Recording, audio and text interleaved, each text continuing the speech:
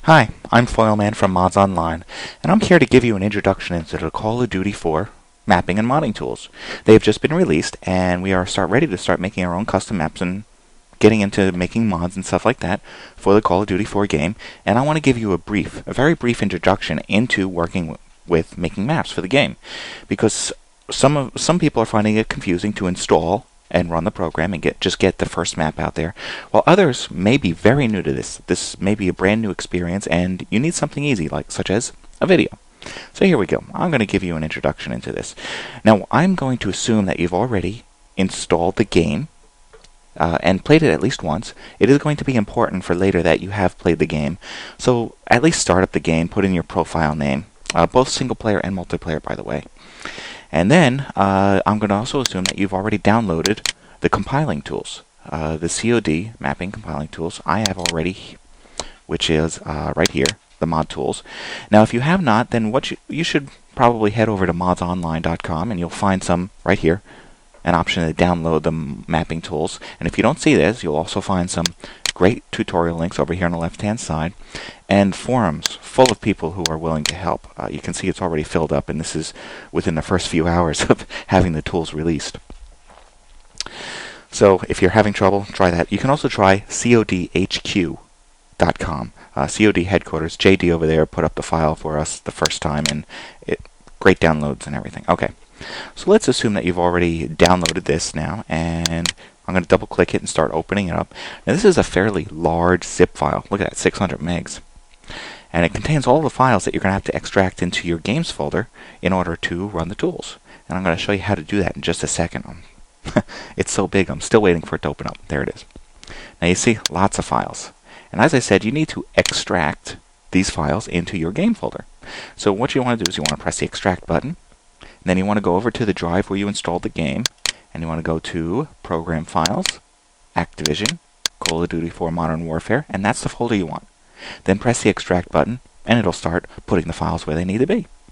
So I'm going to close that up, because I've already done this, but you would actually run the extraction, then you can close that window. And then what you need to do is you're probably going to want a shortcut in order to get to the compile tools, because it doesn't put a shortcut on your desktop, but it does install the necessary program. So I'm going to open that folder up again here. And what you need to do is go over to the program files on the C drive in my case, and go over to Activision, Call of Duty 4 Modern Warfare. There's going to be new files and folders in here, and in the bin folder is another folder called CoD4 Compile Tools. Open that up, and here, CoD4 Compile Tools.exe. That's going to be the program you need to run. So I just right-clicked, I said send to my desktop, and now I've got a nice little shortcut over there. And I'm going to launch that up right now. Alright. There we go. Popped up over my window. And now if you don't see this window right away, it's because this is it's the first time you're ever running it, and it's going to say, okay, where is my COD4 PRG file? A PRJ file, and that's your project file for the game, and it needs to know that for the necessary information for running this tool. And it should open up with a window that automatically shows you the COD4.PRJ file. And if it does not, well, then you need to go into your bin folder, your Activision Call of Duty 4 Modern Warfare bin folder, and here it is right there, COD4.PRJ. And then you select that and press open, and it should open right up for you. And then you'll get this window. And right here we have, this is where the game is installed. That should be right by default. We have our level compiling options. These are the levels that we have available already made. We didn't make any of these. And how we can compile it and then run the game later. And then over here we have our applications for launching the level editor, the effects editor, the asset manager, run converter. Really all I'm concerned about in this brief tutorial is the level editor. And then we have some documentation and tutorials. And although we should have Mods Online on there, huh? But click on this link. You really need to click on this link, and it's going to open up the modding tools, the wiki for the modding tools. And then you want to create a bookmark on your browser for this, because you'll be visiting there a lot, I think, especially if you like this, because there's going to be plenty of tutorials and information that'll be easy to find and easy to follow. Alright, so let's go over to the level compiling. It's time, or our applications. It's time to open the level editor. So click on that button and give it a moment. You see it's starting to load up. And for those of you that have mapped for Call of Duty before, will say, hey, I know this. This is Radiant. Yeah, it is. So it's going to be very familiar for you to work within this editor if you've already done so before.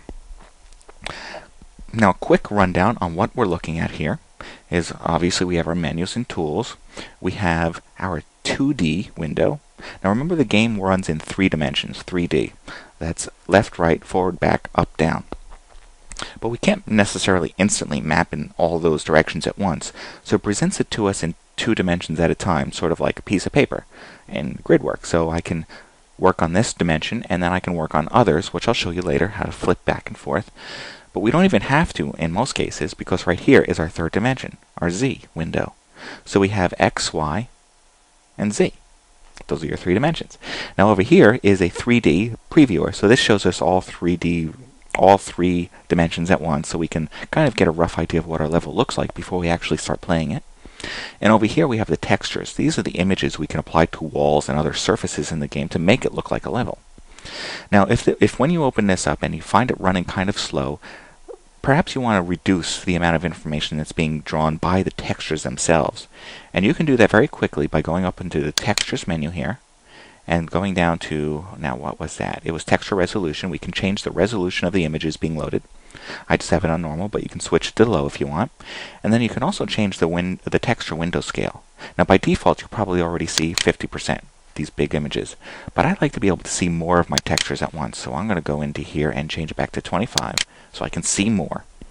And it's easier to find them and just pop them into the game. Now that you have a rough idea of what the editor is like, now what we want to do is we want to select our base texture for creating the level. Now base texture is something that should be used whenever you're creating all your levels. It is a texture that does not require a lot of resources when loading in the game. And that's important because let's say you create a wall and the player never sees the other side of the wall. Well, that would be a waste to load the texture on that other side of the wall because the player never sees it. So we want a base texture, something that doesn't take up any additional resources. And in this case, that base texture is called the caulk texture. And I'm going to show you how to find it, because looking through all these textures, it's going to get kind of difficult. So what you want to do is you want to narrow your selection here. So I'm going to open up this Textures menu and go to Locale and change it to Tools. That'll give me my Tools textures, the textures related to the editor itself. I click on that. Now